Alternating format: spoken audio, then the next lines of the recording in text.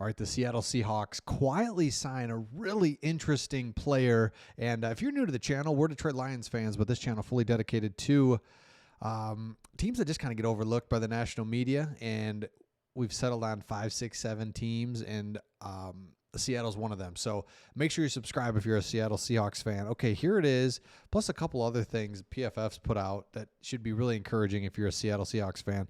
Let's start with it here. You re-sign, I guess in your case, you re-sign Josh Ross. Now, we're here in Michigan, so we're Michigan fans, so we know your head coach well. We know Josh Ross well. He is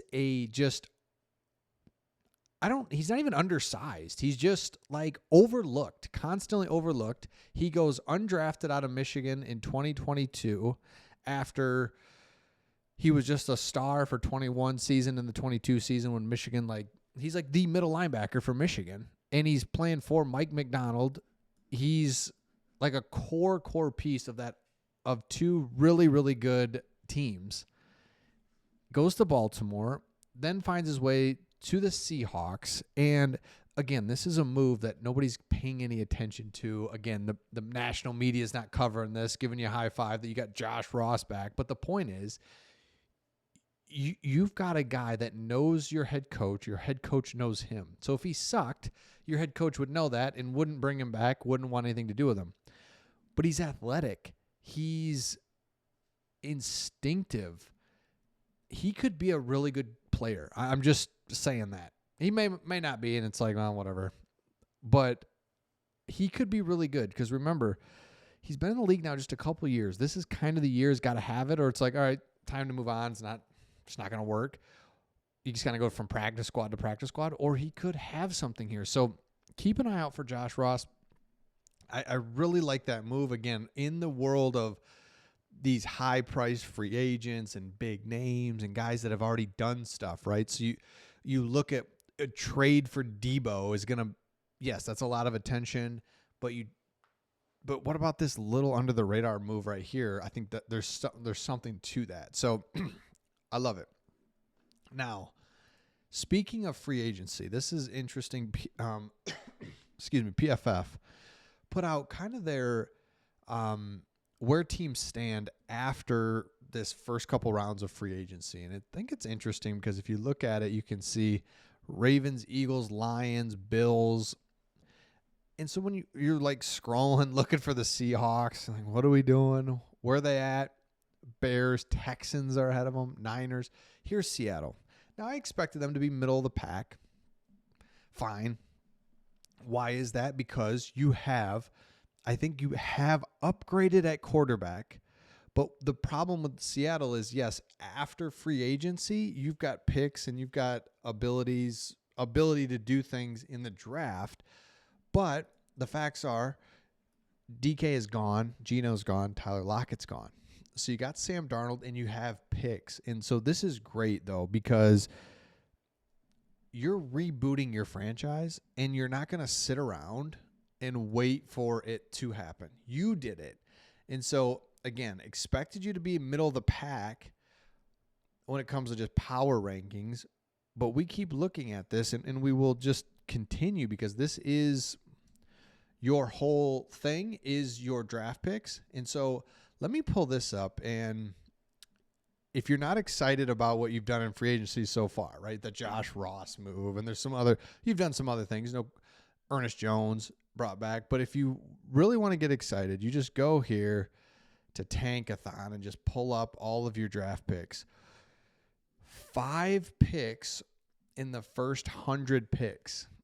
And so now you can really look at it. So if you go here to the latest mock draft of PFF's, at 18, they have you taking a tackle. Boom. But look who else is around you. Like Will Johnson's he's down at 17.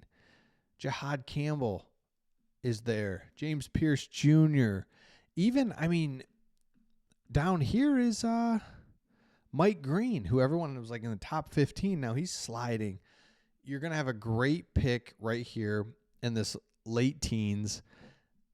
And then from there, I mean, geez, from there you can do so much. You look at who PFF has you taken in the first 3 rounds.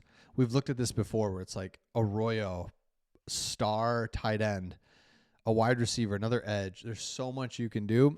The Seahawks in the next 5 years really comes back to what do you do during this? Let's go to it here. What do you do with these picks this year? If you hit them, man, it's going to be a fun 5-6 year run if you're a Seattle fan. If you don't, it's like, dang it. Can we look back to this? You're like, just didn't hit. Just didn't hit when we had them, when we had the picks and we had the ability to do it. Let's talk about this too. And there's another thing you could do, but I also think you're in a great spot is people have forgotten about Sam Howell. Now remember, sent a 7th round pick for him, didn't get a lot of action, backing up Geno Smith. He's still only 25 years old, has flashed some things. So you've got 2 really good things with this. You can either use him as, you could trade him, right? If you wanted. I don't think, but if you get desperate enough, meaning after the draft, some of these teams that are desperate for a quarterback, if they don't get one, you could trade and get some more picks, or just, no, man, hold on to him. Now you've got younger quarterbacks, both your starting quarterback and your backup quarterback, and you just kind of feel like we're okay. And I think that's a good thing. To be the most important position on the field, you want to be okay with it. And I think Seattle definitely is. Another thing that's interesting is if you look at your team, you want to find out kind of who's the most valuable. You want to see who's like the most valuable trade-wise. So PFF put out an article about each team's most valuable trade piece. And I thought this was interesting. So you've got DeMarcus Lawrence, who came in. You've got a couple other DNs, but there's your most important trade piece. Whoop, hold on. And so it's like, okay, so we're kind of good defensively. I think that's the biggest thing, the biggest takeaway from Seattle and what they're doing is they've shored up the defense. We just talked about a linebacker that they got. The secondary is just kind of elite. You could add you can always add secondary players. But what's really nice is, man, go into this draft, all the draft picks that you have, get receivers, get guys. Cooper Kupp is, what if he's good? You got so many what ifs. Like, what if he's good? What if, like, you can run the ball this year? You won 10 games last year.